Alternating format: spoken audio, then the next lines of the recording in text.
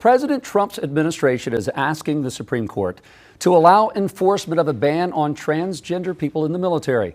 Defense Secretary Pete Hegseth issued a policy that presumptively disqualifies transgender people from military service. Without an order from the nation's highest court, the ban could not take effect for many months. Joining me now to break this down, our Chief Legal Analyst Khalif Rhodes. Khalif, all right, let's talk about this.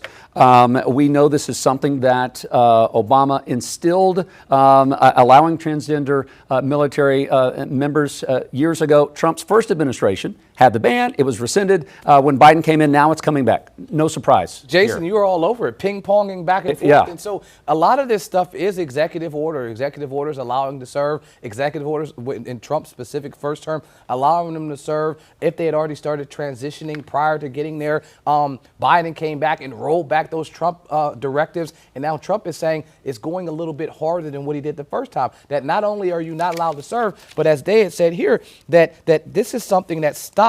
It conflicts with a soldier's commitment to an honorable, truthful, and disciplined lifestyle, even if one's personal life is harmful to military readiness. And so that's the rationale that they're saying as to why President Trump is doing more in this term with attempting to ban transgender in the military than he did in the first time. But as you said in the opening, the Supreme Court will have to take some type of action. I think Pete Hegseth, his policy ban is really a non-issue here. It's the president's executive order. Those directives are what makes or breaks what happens in this case. We talk about the burden of proof with any case. It seems like.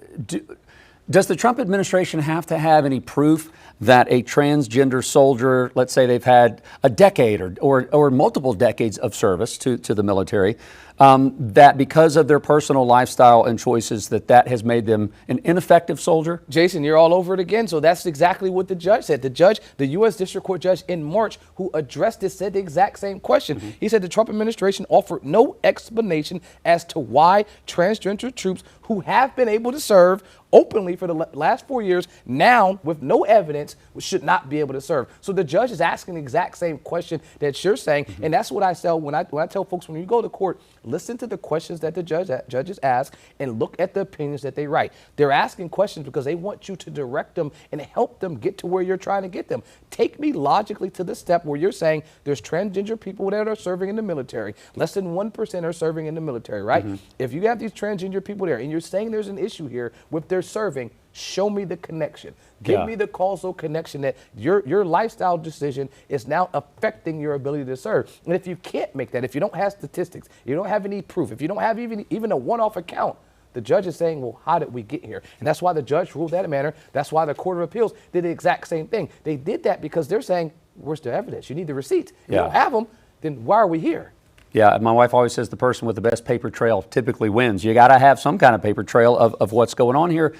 So what's your gut feeling? Where do you think this goes with the Supreme Court? What kind of ruling do you think we might see? It's a mixed bag. I can say this. I can talk about these other judges first, right? We talk about this Obama appointee or a Bush appointee or a Trump appointee, and we like to kind of put them in these buckets. If I couldn't say this, the judge that addressed this first was a Bush appointee, a Republican appointed judge that said, hey, you still got to follow these rules. So I like the fact that we're not trying to make this a partisan issue, but the judge is saying, if you don't have anything to point to the rationale, we can't move forward. As it goes to the Supreme Court, I think we are still more partisan there than ever before. And so while we do have the two liberal judges, where we have justices, I should say, Sotomayor and Jackson, and then we have the two extremely conservative with Alito and Thomas, I think everyone else is up in the middle. It's a case-by-case scenario. You have some times where you have the ones that are conservative that are going with the liberal justice. You have some times where they're not.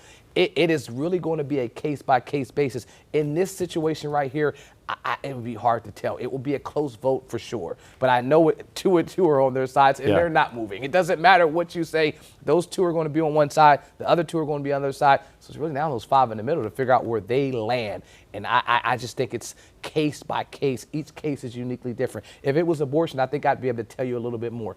But in this situation, specifically with transgender, there's not enough tape. There's not enough precedent to look back in the back to say, well, how have they ruled consistently in the past to tell me how they'll rule going forward? Khalif, quickly, if you're part of that 1%, if you are a transgender military member, and you're in this purgatory of do I need to count my days? Are my days numbered in the military? Do I need to find another job? Do I need to retire? Is it dishonorable charge? Like what? I'm just curious what this could look like for them in this waiting pattern of what do we still do? I still want to fight for my country. Jason, I could tell you like this. You are hitting a home run today. We didn't prep for this before, right? But all of your questions are in line. I come from a military family. Dad in the Marines, brother Army, cousins Army, Navy, all that, every branch. I tried to serve 3 times. My asthma prevented. I love the service that our country provides. When they say, thank you for your service, that's the biggest compliment. So you're telling folks that want to willingly serve that they can't just because of their choice is extremely problematic. So to your question, I would be disheartened. If that's me, and I know my life, all I want to do was serve, and you're telling me I can't, that's a problem.